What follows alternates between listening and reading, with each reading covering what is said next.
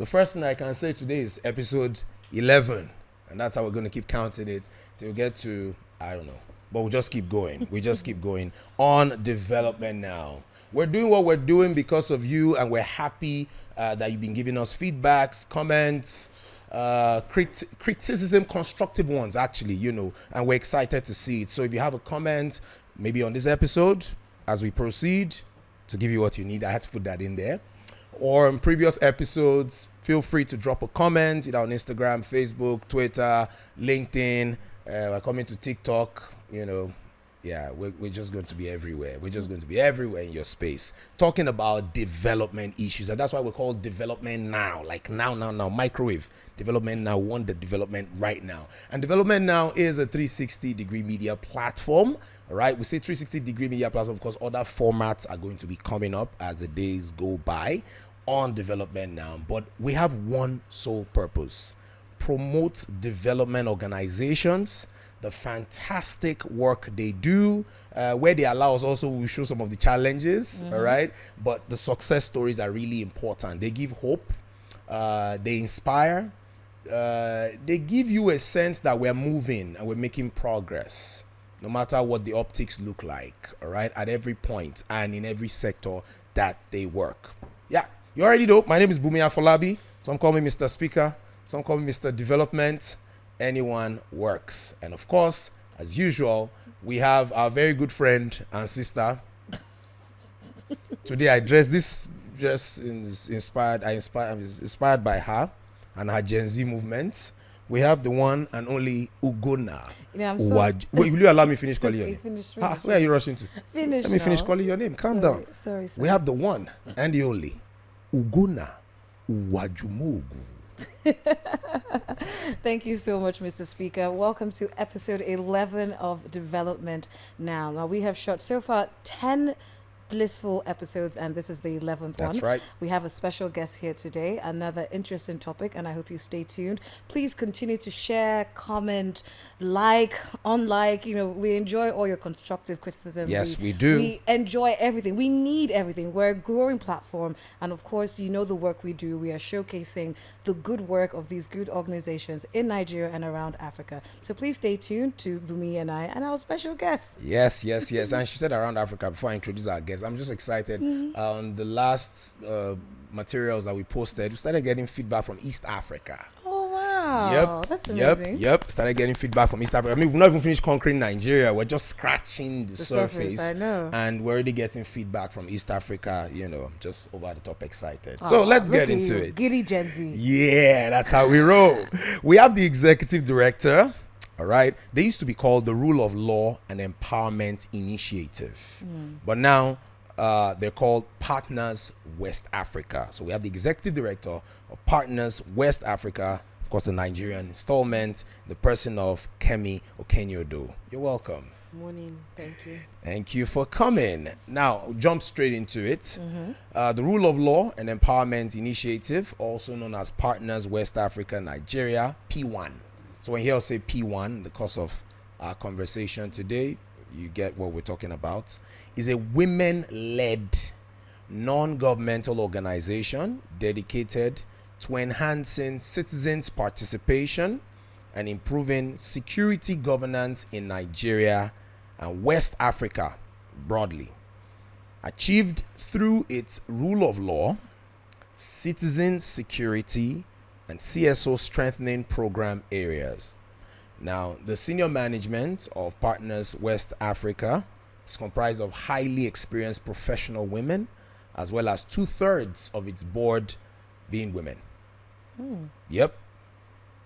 P1 has established a strategic and adaptive management structure with an emphasis on field presence, accountability, and cost efficiency, which builds on extensive consortium and effective program delivery experience in West Africa. And P1 has operated in Nigeria since 2016 and currently employs 36 staff, including lawyers and 62 citizen observers. The head office is based in Abuja with 2 sub-offices in Kano and Borno states. So this organization maintains a robust pool of 30 consultants and facilitators with expertise across various sectors, including justice and security sector reform, gender mainstreaming, peace building, and conflict resolution, developing creative ways to prevent or counter violent extremism and research. All right, so that's a lot, but one of the things we try to do on this platform, like you've noticed with other episodes, we try to break these things. Help the guests to help us break these things down to the tiniest details. So maybe you want to help us with that for a start. Okay, so first I'll say thank you again for having us here. Thank you for coming. So what do we do when we say security, governance, and criminal justice reform? They're really linked. Yeah, they're interlinked. Through the lens of security, my portfolio, my area of expertise is public safety security reform. Public safety security reform. Okay. Yeah. But you'll break that down. I'll eventually. break that down. Good. And public safety security reform in layman's language is police and policing reform. Aha. Yeah. Because that's the element, that's the sphere of influence for the police, public safety. Defense is military. Yeah. Then you have intelligence. Yeah. So when you look at the security sector spectrum, you're looking from the beginning, you'll see the police element, you see the armed forces, which is military, you'll see intelligence, you'll see correctional services. Yeah. So my own area is the public safety element. Okay. And over time, it's been looking at it, also evolving it through the lens of women. So that's where you see the element of gender. And gender for us is women and girls, specifically. And the reason you find that PWAN is a women-led organization is based on my own experience in the sector. Okay. I joined the sector in 2003 as a program officer gender at Clean Foundation. Okay. So I started from Clean, and I was in Clean for 13 years. Wow. From a program officer, rose to the rank of the executive director. So when I left in 2015, I had to do a bit of reflection. What do I want to do next? Do I just want to face my consultancy and just be me, Kemi, within my space and just for myself? But of course, wide consultation with colleagues, friends, it's like there's a space. You can't leave that space open. Yeah. Life abhors vacuums. Life abhors vacuum. And at that point in time, I think when I joined Clean, there weren't so many women. Even till now, if you're talking security sector reform or anything that has to do with security sector, there are few women within that sector. So when I took the decision to start PWAN, I was conscious and deliberate about it, that it will be women-led and that it will be a platform to have younger women and colleagues also come into the sector and we walk through this lens, and build the capacity of more women to be able to engage within the security sector. Then, like I said, because police is who police is and the element of the work of police, I tell people that police is a two-headed organization. Okay. Yeah, they are internal security, and that's the element you would see with the security sector, right? But they're also the gateway to the criminal justice system. Okay. They can align and they might be complementary, but at times they might be at variance. Okay. So that's where the element of the criminal justice reform comes into it. And then I trained as a lawyer. So it also allows me to be able, the platform I was putting together would also allow me to work as a lawyer and look beyond the police. Yeah. And strategically decided to look at the judiciary. So we work with the judiciary, we work with the police, we work with the ministries of justice. Okay. We have an element of our work with defense. So we have public defense. We started with a public defense office in Kano. So our office in Kano started as a project office. We started the public defender's office in Kano to provide legal assistance to people that need it, particularly indigent persons, and then women and girls. So when we say indigent persons and then we separate it, women and girls, it means that you might not be indigent, but you're a woman and you need legal assistance. So we provide legal defense assistance. Also, from experience, we find that the average Nigerian does not understand or might not appreciate the value of defense, right? So when you ask, what's the criminal justice chain? A lot of times people will say police, Ministry of Justice, police prosecution, that's Ministry of Justice, judiciary, correctional services. At par with the prosecution is defense. And so you see the element of defense with those that understand the criminal justice system.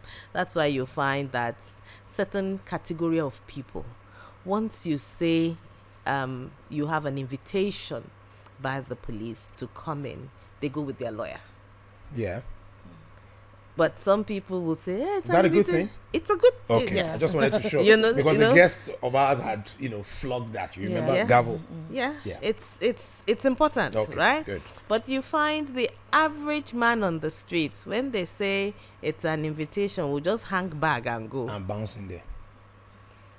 It's the person that understands the process that can guide you through the process. And at times you might find our colleagues in the law enforcement say, we just invited you. There was no need for a lawyer. With your lawyer. This small case. You'll also see the high profile cases that once a person is charged, you see the investment in the retinue of defense counsel. Yes. That shows you the element and the importance and the value that the defense brings onto the table. So that's also one of the reasons we invest in legal aid services. But we do not define legal aid at the end of the spectrum for us in PWAN, because that's after the fact. Whatever it is would have happened, right? So for us, legal aid services start from beginning with sensitization, education, and awareness. So this is the law. What does it mean? It's not until you become in conflict with the law before we start interpreting the law. I don't know if I'm making sense. Yeah. So for us, legal aid is from the beginning to the end, right? That's one thing that stands us apart. Then the element of governance. The governance system for us is the security governance system, and then governance as it stands on its own. So we're very keen on women participation in politics. We're very keen on women participation in the security sector. Right, so not just in politics, but also within the security sector. Why in the security sector, if you could? Because, don't let me. Just yes, I understand. If I use let me use the institution I'm familiar with, and that's the police. And because everybody can see that. Yes. If you look at the police hierarchy, do we have any woman in the management team of the police? Not that I know. Current management, I've not checked. I think there's one. I mean, I've never seen a female IGP, so no, IGP. No, we haven't. We've never that one goes without saying. We've never had when a she says female management, IGP. AIG, DIG. I haven't seen it. No, but then you don't I think want to have. I thought I've seen a female AIG. We have a female AIG. But we had a female within the management team. The core management team is the IG, DIG, AIG Force Secretary. Okay. And the first female Force Secretary that the police produced has just retired. I think that's I think because I know it's still fresh. Is there a female DIG? No. No, there's no female. The last female DIG we had, if I'm not mistaken, was DIG Peace Ibekwe. She retired a couple of years back, and since then But then you would say promotion is also based on seniority, Yeah. right? That we find a lot more women, I would say, at the lower base. Yeah. And then as they are supposed to progress, Yeah. you find that they thin out, you know. When you say they thin out, maybe because of family, childbirth, you know. not an enabling environment, you know. So we don't see them progress much through the cadre. And I'll link that back to PWAN. So also when setting up the structure, and I was thinking of setting up at PWAN, all of those were put into consideration for me.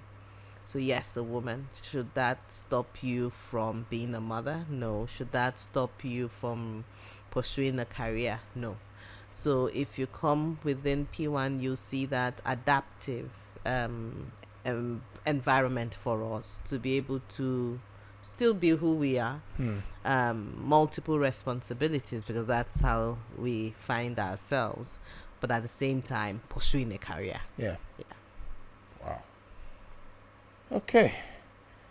That's on the women-led side. Now let's go deeper, because you know there are certain things that you mentioned. I didn't want to interrupt, so like I said, we'll break it down to the minutest details. So when you say citizen security program area, let's talk about that. So citizen security program area for us is the element of our work that deals with women, peace and security, that deals with youth, peace and security, that deals with engagement of of government policies with the members of the public. Okay. So you'll find that's the element that would enables us engage directly with members of the public. So it's maybe, for example, taking a policy. If there's a new policy in town, and having a conversation with members of the public on this policy. How do you see? Do you know about this policy? Maybe an awareness on the policy. So how do you go about that? Let's go into practicality of that. So that could be the form of a town hall meeting. It could take the form of dialogue. It could also take the form of roundtable. So it's basically that direct level of engagement. And it's not a direct level of engagement that brings everybody. A lot of times we compartmentalize, right? So if, for example, let me take Kano. When Kano, we have the project on, maybe there's an issue that has been brought to our attention within a community that is related to young people using drugs, or the most familiar one that a lot of us hear about, sexual gender-based violence. A high rate of defilement within a community. Then it would mean going into that community, we segregate the community. Maybe an initial meeting with the gatekeepers of that community. That will be the district head, will be the men. All of those, so that's direct engagement. Then we would step down and then look at the women in the community. What have you seen? What have you identified? And most likely have a separate session with the women. Right, because again, it's a safe space. We, as much as possible, we run the principle of do no harm, right? So we're getting into a place. We want to address the issues, but at the same time, we must not complicate the issues. We must not complicate life for the people that are there, right? Because they would stay, we would leave. You would leave, yeah. The whole idea is making the place safer and more secured for them, and giving them a voice, you know. So can you give us, we like to paint pictures, get vivid, like, there was a particular engagement, this particular issue, you know. So let me try and see now. Let me still use, because we have an office in Kaduna. Okay. I think recently, let me step back and I'll just pick pocket. We had a community that we got into. Initial engagement with that community was our legal clinic. The legal clinic is under the rule of law. Okay. Right? And the whole idea of the legal clinic, the way we conceptualized our legal clinic is a mix of the rule of law and citizen security. So within the community, the health sector, they have lower level or ward level vaccinators. Yeah, that they go into the community to door-to-door vaccine. Yes. Yeah. So it's that principle we brought into legal aid services. Okay. That we have our lawyers. They go into an identified community, and in getting into that identified community, because of the literacy level, if you speak in English, you most likely would lose most of the people. So it's run in the dialect of the people. Yeah. It's also run through drama. So a small drama is put up, and you watch. They speak. Once that finishes, then we would set up the clinics. So the lawyers are available. Do you have any issue? So you move individually. They would move to the lawyers and they would address them. But it's one-on-one because you are looking at confidentiality. A lot of times when we have those, you can now have maybe the community head saying, maybe this some of our boys, and I'm giving now a real life example. Yes. Yeah. Some of our boys we notice have issues with drugs. They don't behave well. They might not call it drugs. We would know it's drugs. They are sniffing, they are drinking something. Yeah. And once they do that, they misbehave. Is it something you can address for us? And the answer is yes. So we go back and then engage with NDLEA and other necessary government agencies. And we come back, we organize a town hall meeting. We ensure that maybe the time for the meeting, because they are the ones that know their community, so they know the time. If you sit in your office, you probably would organize a town hall meeting between 10 and 12. Yeah. But you might not meet the main people you are looking for. So they might tell us, okay, come between 12 and 2. And the message would have gone out that there's a meeting for this category of people in the Mengua's palace by this time. Yeah. So he would have gathered. Do you have to incentivize them to come for such meetings? Or No. They're always very willing to just... No, because it's based on their own request. Okay. Right? So they are there. Once they're there, we have the agenda, standard agenda. You introduce the organization. We introduce the stakeholders that have come with us, maybe NDLEA. We hand over the mic to the NDLEA. They take it from rep, and he or she takes it further, right? From there. And then the engagement starts, the conversation starts. What do you get from this thing? How do you source this thing? Why is it? What is the interest in this? And it's real life, real conversation, as practicable as possible. Sometimes you would get those that a lot of times you'll find some are under peer pressure. Some people don't even know what they're getting into, and they don't feel that there's anything in it. Yeah. That's why I said at times for us, legal aid is from the beginning of the spectrum. Some people feel, we're just having fun. You're having fun, you're pushing a girl around, you're having fun, she's going out, you wait for her around the corner, and when she's saying no, stop it, she actually means yes. Right? You force yourself on her. There's a culture of silence. She might not see anything, but one or two has the tenacity because of the legal clinic. She says, yes, this is what happened to me. And you bring in law enforcement. Then the young man is apprehended and it becomes an issue. Then we start having a conversation around, oh, that's not what he meant. That wasn't what was supposed to be. What does the law say? It doesn't mean, you understand what I'm trying to say. So there are times, yes, ignorance, but ignorance of the law is no excuse. Yeah. Right? That's and then yes, Yorubas will say ipata. What does that mean? Ipata is teenage or childhood. Youthful exuberance. Youthful exuberance. Thank you. Youthful exuberance. Youthful exuberance to commit a crime. Youthful exuberance, is it a defense? No. It's an enabler. Yeah. So you've committed the crime.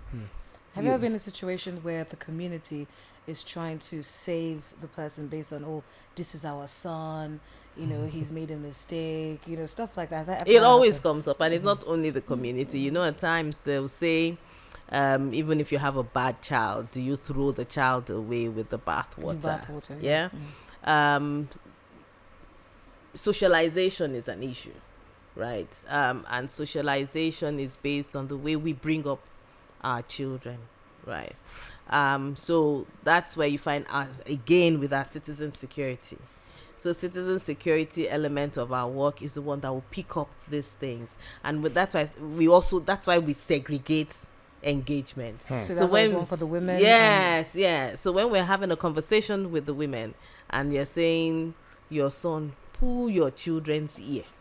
Just as the way you are pulling your daughter's ears is the same way you pull your son's ear. If somebody does that to your daughter, what would you say? Would you say, oh, let it be full exuberance, leave him, right? And the other woman that is the mother of the perpetrator, the mother of the victim or the survivor, you're all in the same place. Does it bring about an enabling or cordial environment? The answer is no. So what can bring about an enabling and a cordial environment is if you both do your work the way it's supposed to be done, and nobody is given a leeway, right? So that conversation around interference, even yesterday at a closeout event we had here in Abuja on one of our projects, it came up.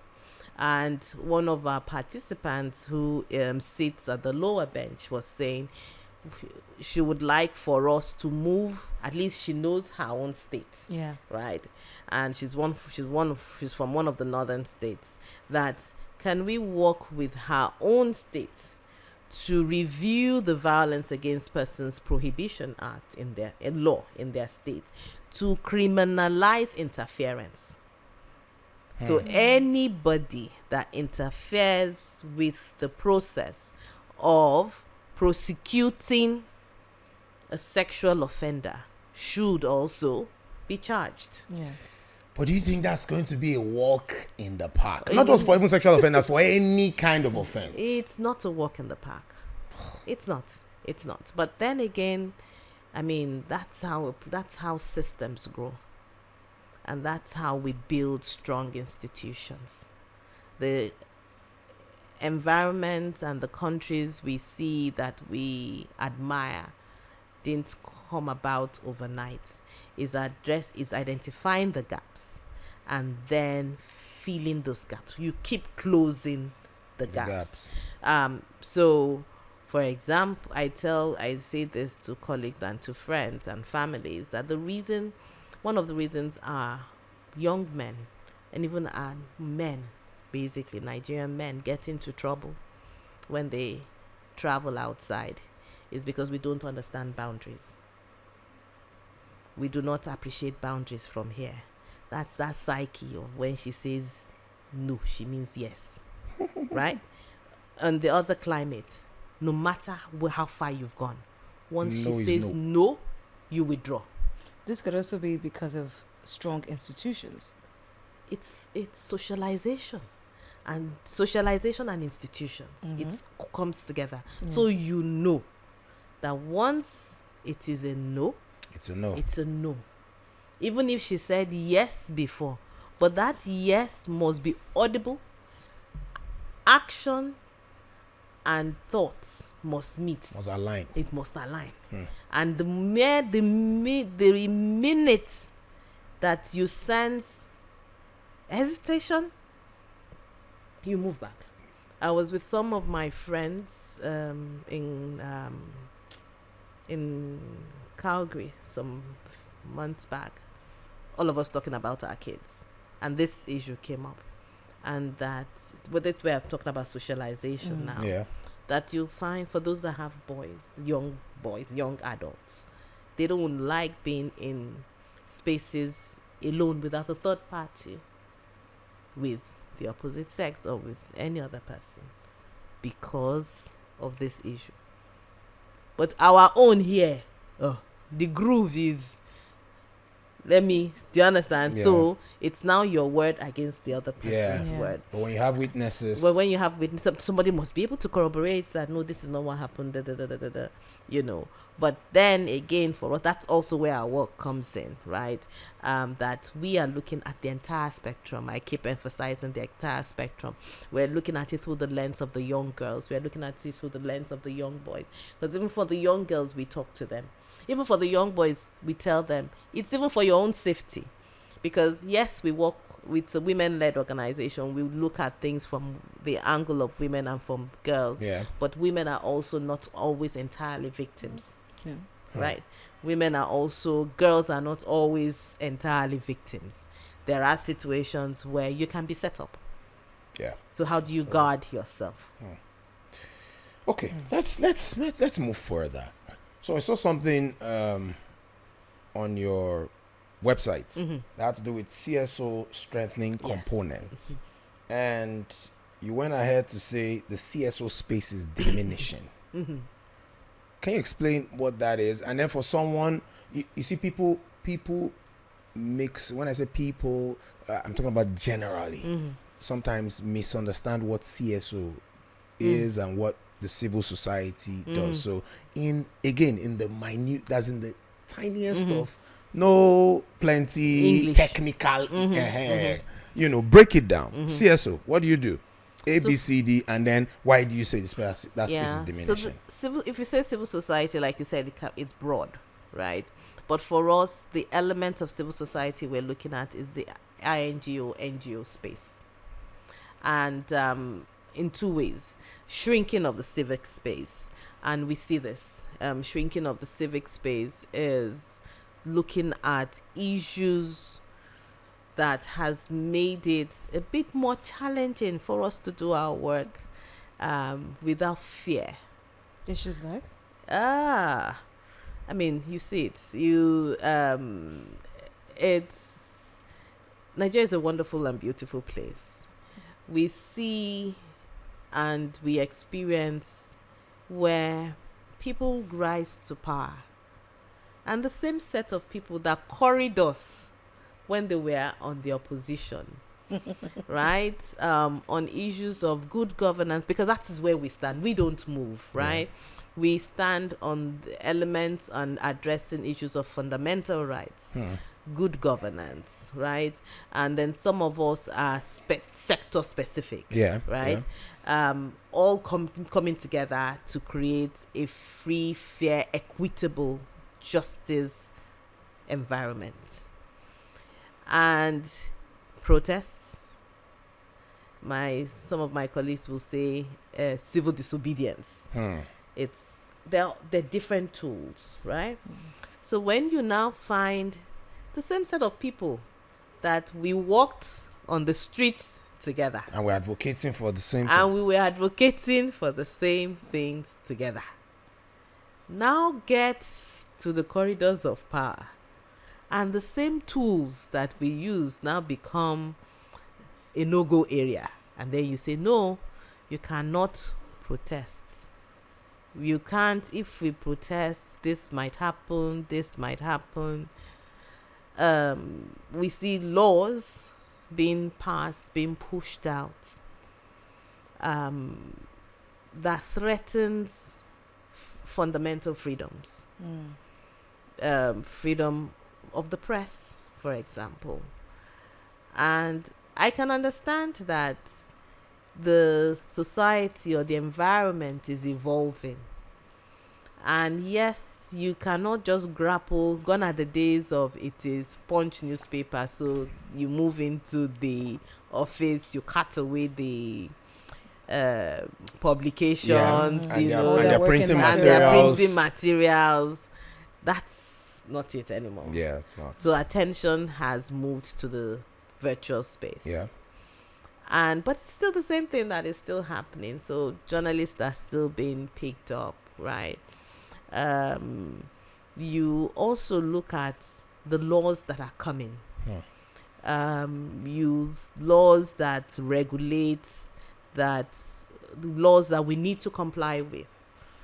And some of those laws, you just say to yourself that how multiple reporting processes, you know, as this one is coming up, they're bringing up another one, you know.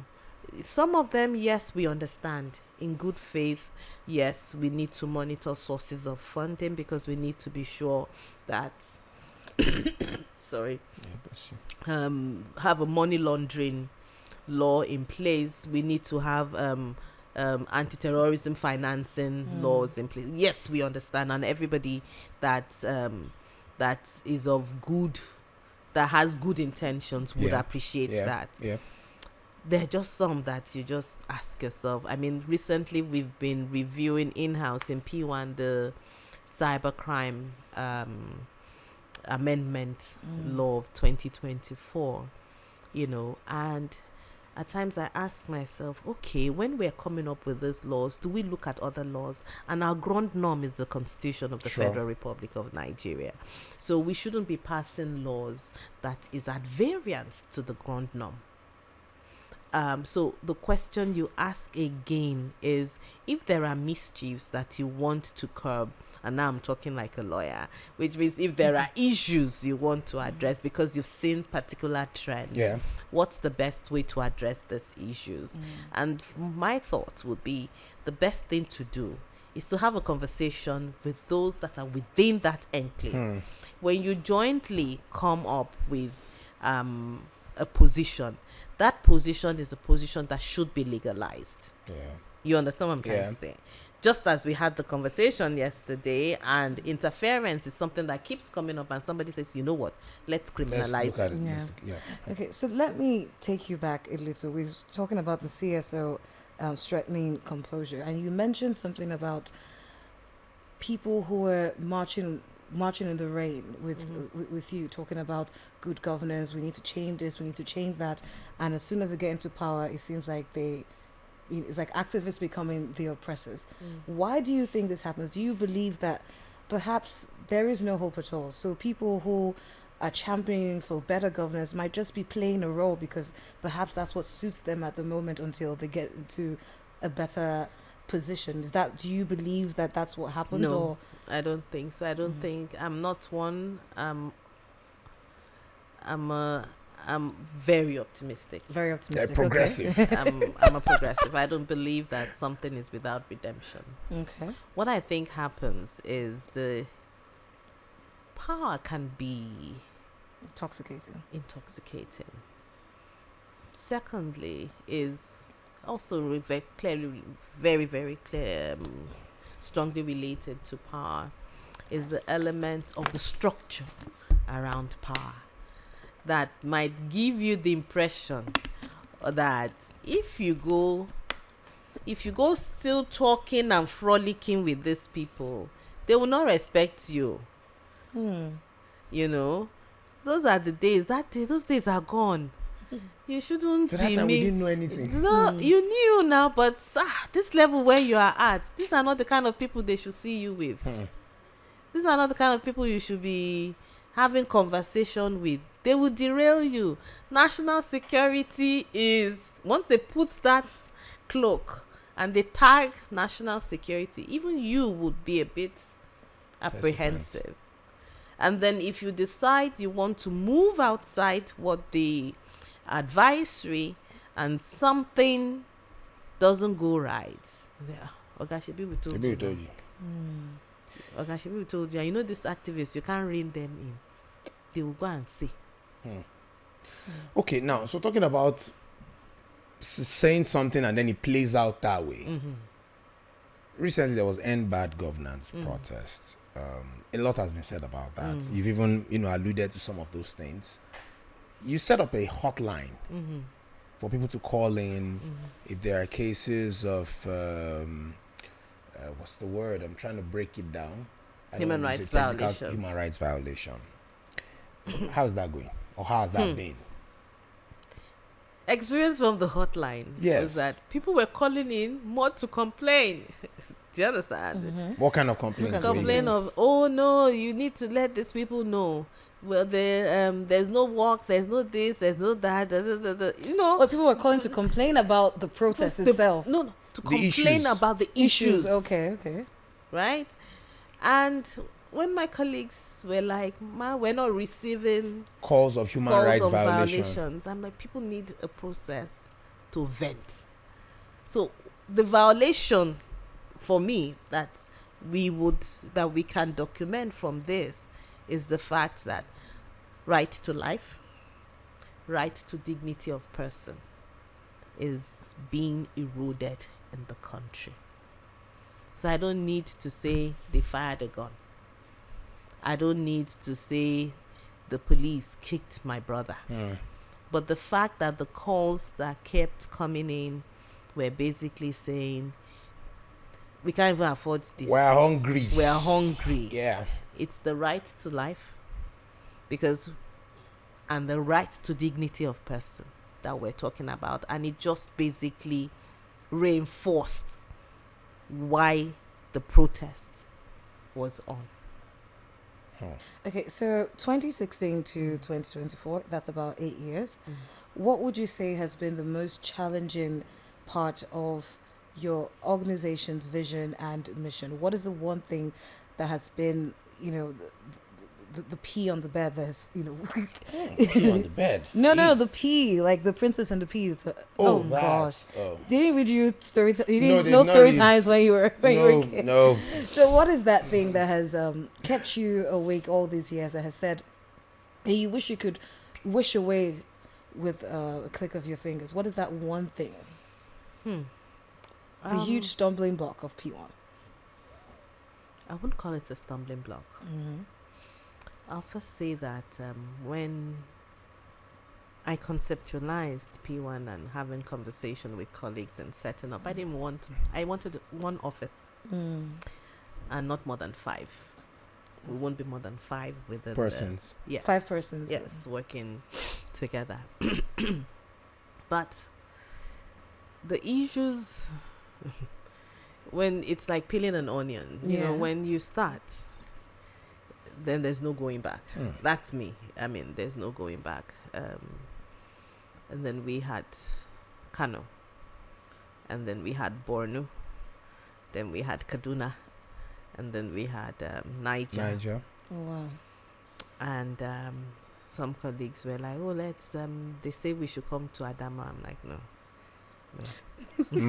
Did you envision all these? It's because it feels like as you were expanding, expansion meant there were just more problems in society. The same problems, different places, and therefore might need adaptive approach. Maybe same process, but in a different way of addressing these issues. And when we started, made a commitment to myself that we must make impact on ground. So we're not one of those NGOs that just hold workshops and then we go and write lovely reports. Lives must be affected. That little part of your testimonials. Yeah, it must be. So that nagging problem is resourcing. And resourcing, for me, I'll start with manpower or woman power, human capital.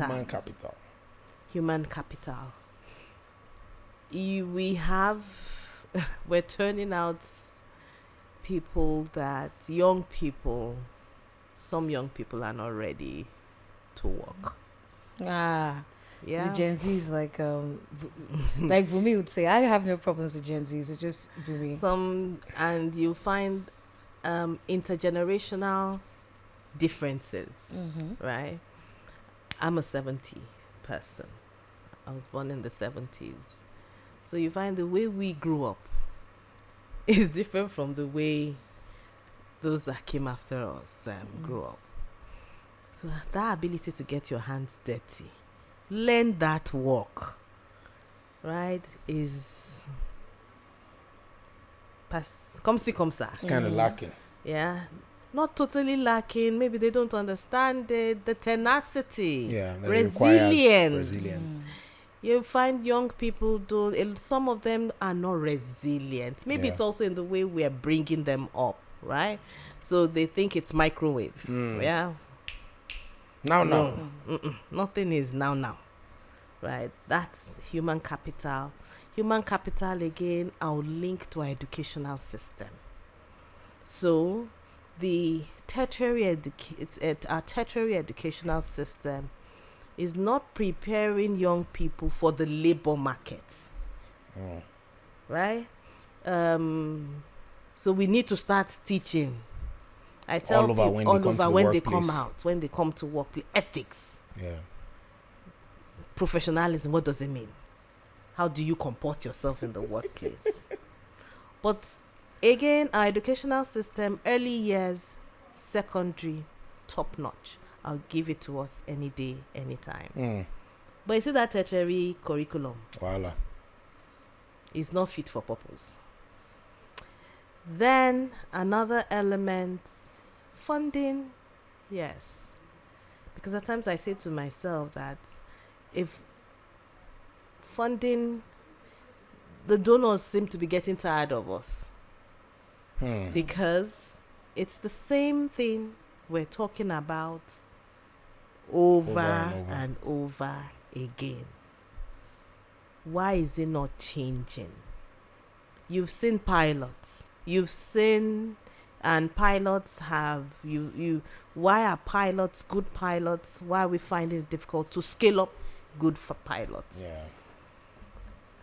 When we have conversations at times with those that we believe are decision makers, I ask, what does it take really?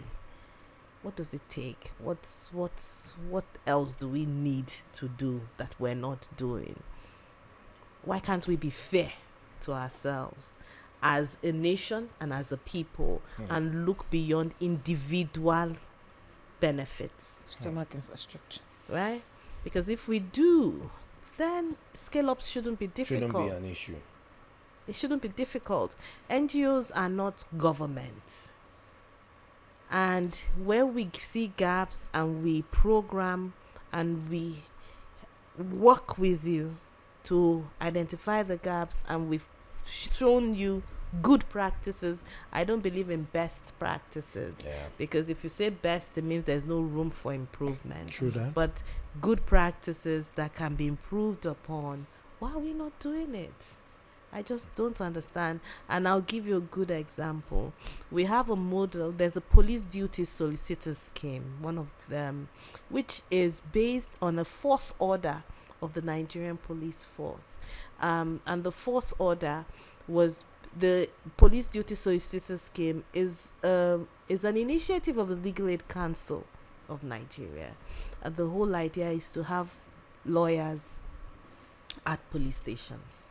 When the lawyers are based at the police stations, when people come in, the lawyers provide legal services to those that come into the police stations. That is a diversionary approach to ensuring that correctional services are not unnecessarily clogged up.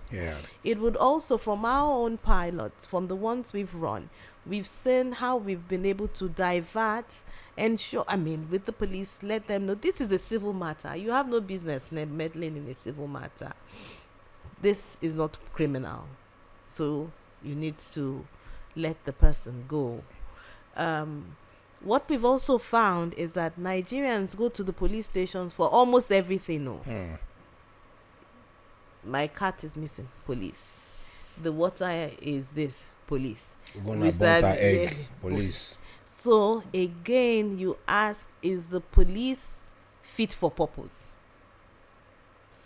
in the age where we are in and within the context which we are working? And PDSS is one. PDSS helped us to identify all that they are doing. Do the police have arbitration skills? Is this being taught in any of the police colleges or the universities? Is there any training for that? Because what we find is that they have become natural arbitrators. So if you are not a skilled arbitrator, you either complicate the matter, or you address the matter. But even when you become an arbitrator, what is put in place that protects you so that whoever is not happy with the outcome now doesn't go back and say, oh, he collected money, and that is why he said what he said. Certain way. Wow. You know. So like Ugonna said, it's just like a potpourri of many issues, you know, and like you also said, it's like you cut one off. Head of the Hydra. The Hydra, you know, another. Yeah. just keep coming up, you know. But so let's leave some of the Hydra-like issues, and let's talk about some of your success stories. The one that help you wake up in the morning, because I'm sure there are days you wake up and you be like, just like you said, Abuja office, Kano office, Kaduna, you know, and all of that. More people means more challenges. More expansion means more, whether you like it or not, more problems. So let's talk about the success stories, the ones that when you wake up in the morning, you say, okay, this may not be working yet, but these ones are working. So because of these ones, let's go back and put in more work. I'll say the baby steps we're making, right? Okay. Progress. So if I start within PWAN itself, it's the colleagues that I work with, right? And when you see a colleague that came in very rough around the edges, and over time, she's able to lead a team. Over time, she's conquered her fears and her self-doubts. It's reassuring that there's hope, because I'll tell you, it's not child's play running a women-led and an organization that's basically women, because beyond dealing with my colleague, one also needs to be sensitive to the faces behind them. So you can have someone come into work and you just see what exactly is wrong. She's not paying attention as she used to pay attention. At the same time, you don't want to erode personal boundaries. So there might be issues from behind. So you find us having a crash in the office. You find us having flexible working hours. I think we run like 4 months maternity off, then 2 months, additional 2 months flexible work hours. We have a crash. You bring your kids to the office. When we're on holiday, when the kids are on holiday, please bring them. You know, so they are playing. You know they are there. You know they are there, so you're able to focus on the work. You're able to focus on the work. I think that's amazing. Wow. You know, thank you. Then when we see, I'll say at times when I see some little Police Act 2020, right? When the conversation around the Police Act, the review of the Police Act started 2004. I was in the National Assembly and followed that process from November 2004 until it was passed and signed into law in September 2020. 2020, yeah. That was like 16 years? 16 years. Yes. So when I see that law, I'm like, okay, yes. It took a while. 16 years, right? And then that's passing of the act. Then implementation, before you now start talking about implementation. So that's the waking up. That if we made the 16 years of the passing, and we'll be here together, we would implement that law. Over the past year and a half now, we've been working on the new police regulations. So I got a call during the past 2 weeks to say, Ma, the regulations are now, it's with the Federal Ministry of Justice. It's gone for gazetting. You say, Father Lord, we thank you. Do you understand? Yeah. So even I have hope that, you see, that police, it's going to become, it has to become a standard organization that we should be proud of, because the investment that needs to go into it is not overnight, but bit by bit we would get there.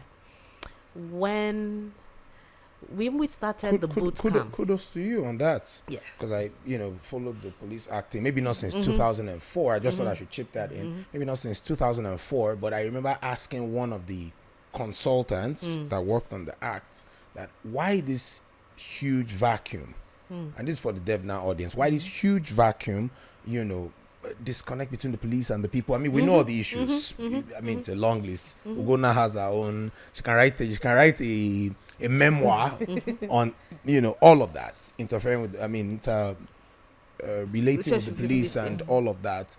And the person had to start explaining how the police came into being, Yes, the constabulary, yes. Gen Z is the one you saw on YouTube where you saw police wearing shorts The day with they come pogo for stick. you, I with will not be here. with pogo stick. I know what it's called, but I always call it pogo stick. And why they were set up initially to protect the colonial masters. Okay, so when you now want to take somebody from that and to you're now protecting the people, it's like far left to far right, and all of I also that. think So, there's a lot of education that Yeah. has to go into police work, because I always say, what do you expect when you give an uneducated man who is most likely impoverished, you give that person authority and a weapon? So what exactly do you expect? So it's not just giving them a uniform, giving them authority, or giving them a weapon. There is a level of education and understanding Yeah. and exposure that we must have, as well as welfare. Yeah. Do you understand? So, sorry. Yeah, you must give it up to the immediate past administration. I'm not saying other administrations didn't work, but I'm talking about the one I saw closely. The immediate past administration of the IG, and then the current one, I believe they are building on that because to they build did faster.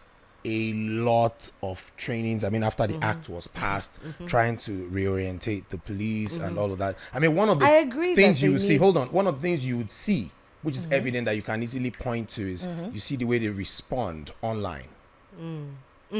Yeah, you see the way they respond online. Now, Ogona wants 0 to 100. No, I don't want 0 to 100. I want us to be realistic. Yeah. So you can put them in every town hall meeting you can think of, educating them. And yes, they might assimilate some of that education. But the question is, you've not fixed some of the root problems, which is their welfare. So education without attention to welfare is not going to result. There are going to be very few results. And even with some of the conversations we see online, I have seen some comments, and I'm wondering, are you sure you're a representative of this institution? But let's leave that one for now, because that's another conversation, and I don't want to stir the pot, because I have a lot of questions regarding that. But yeah, it has been such. When we didn't talk, I mentioned it about women participation in politics. And when we started that particular project, we aimed to build capacity of young women. And one of our cohort members is presently a minister in this administration. A serving minister. We've had cohort members that have been appointed as special advisors. Wow. Right. Wow. That's good. So for me, I say to myself that if we continue, it's little drops of water make a mighty ocean. Sure. And if we all have, like I said, the end game, that's the most important thing. Yeah. And we take it as an end game kind of thing. Even within the police, I see young ladies that are coming in, and the work we're doing that one is involved in to make that place an enabling environment that they can rise. Even within the civil society sector, that's also one of our own commitments. Because I tell people, I said when I joined, I wasn't a student union activist in school, right? I joined the civil society sector as a career path for myself. And I know that there are people that have joined as career for the basis of career path. Yeah. They might not have the activism in them, right? So not everybody will go on the streets. You have those that will go on the street. You have those that are policy makers. You have those that will be in comms. Yeah. But that environment should also be an enabling environment for the young people to thrive and to flourish. Wow. Right. And of course, also kudos to you on the the legal side. I mean, we saw a couple of them on your website where you had to give free legal representation, to people, indigents, who couldn't afford legal services, and we saw some of them acquitted. Yesterday, doing success stories again. When my colleagues, because you're not in the field all the time, and when you read reports, you can scan through unless there are presentations before. Yeah. And there was a case that I think it was in Niger, if I'm right, Niger or Kaduna, that a young guy, our lawyers came in contact with the young guy. He had spent 10 years in prison awaiting trial. For what? Because Like, they've not even sat on your matter. because he had a relationship with his boss's daughter. Wow. And the boss got to know.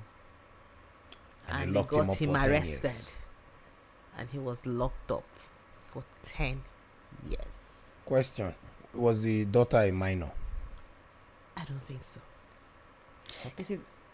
Okay, just off your mind. It wasn't a minor. Because if it We won't even open that were a conversation. minor, he would have been charged. Yeah. Charged, exactly. If it were a minor, he would have been charged. She wasn't a minor. So it was the fact that Okay. how do you say? Big man use power again. on him. Exactly. Let's just bring it down to what it Again, is. when it comes to this is what we're talking about when it comes to rehabilitating the police force, because it's not just people standing on the road and maybe intimidating innocent Nigerians. It's also people being used by people in power to oppress those who do not have any power. These are the conversations that we're having. And then again, what you said, 10 years without spent 10 being years. charged. Wasn't charged. Somebody's head should roll for that. Then I would say that, yes, however, there are policies in place. So if, for example, the PDSS, the force order, PDSS, what's that? Police Duty Solicitor Scheme, Okay. which is where you have the force order 20 as amended. Yeah. Look at the Is one of hinged- lawyers in the... Yes, is hinged on the Police Duty Solicitor Scheme. Same Administration of Criminal Justice Law. Also, and Administration of Justice Act at the federal, law at the state also makes provision that there must be legal representation at the stations. The Police Act 2020 as amended also makes that provision. If it is implemented, most likely such a thing such cannot thing would have happen. Cannot happen. Okay, so just before we talk about your donors, I just wanted to ask one question. How do you find these vulnerable people who are in need of legal services? Do they contact you, or do you go scouting? Just how does that process? When we have the town hall meetings, you meet. Okay. When you go into the communities, you meet. Can you be reached out? Can they reach out to you just Yes. in case somebody? And then we have awareness programs on radios. Okay. Yeah. So they call in. And of course, contacts. Word of mouth, they say, is the best way of It's the best way. Information. So we have walk-ins also. Okay. Yes. Okay. That's amazing. All right, beautiful. So, of course, you can see the details of PWAN on your screen, the website, Twitter, and their handles and all of X, that, rather. so that you can reach out to them regarding what Ugonna just mentioned or any other aspect of their work, whether the rule of law, the citizen security, the gender aspect, and what have you. Well, in tying it up, you talked about funding at some point. You can't do everything you're doing without funding. So I think it's a good place to appreciate your donors. Oh, yes. So you may want to mention them. First on my list, I'll put forward MacArthur Foundation. Oh, MacArthur.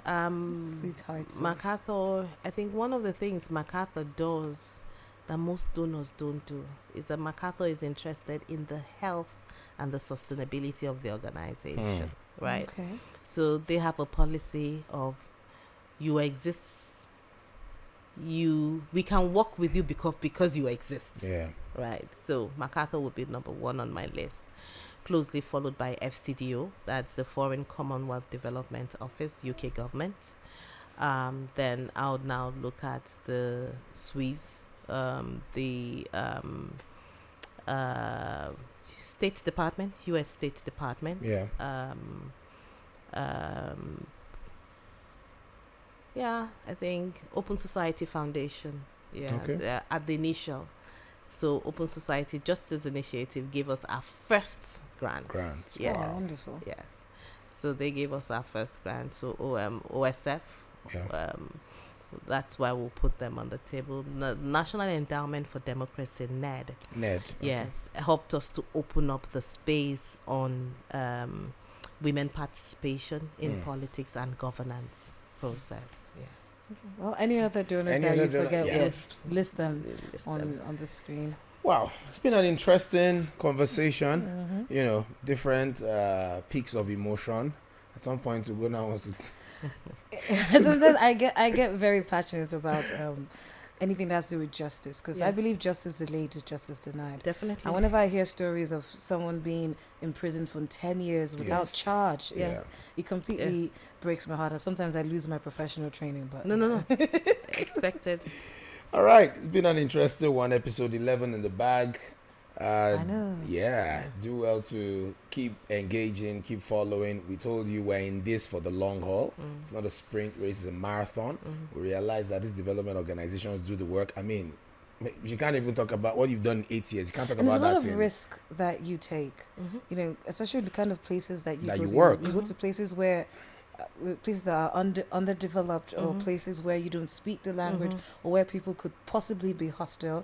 So I just want to give you, you know, your flowers for that. I think Thank it's you. very brave what you do. Thank I you. can't do it, but like So Thank big you. thank you to PWAN as the partners, West Africa, Nigeria, the executive director Kemi Okenyodo, for taking out time from our busy schedule I know. to be here with us, tell us about the work they're doing, you know, run us through it, break these things down, you know, to granular formats, so that Ugona's people can understand, so that my people also can understand. Don't come after me. But when you come after me, I'm not scared. You Really come after you. Just thought to put that I'll there. Keep deny following you. DevNow, Development Now, on all our platforms. Twitter, X. Elon Musk will sue I me can't for get that. tired.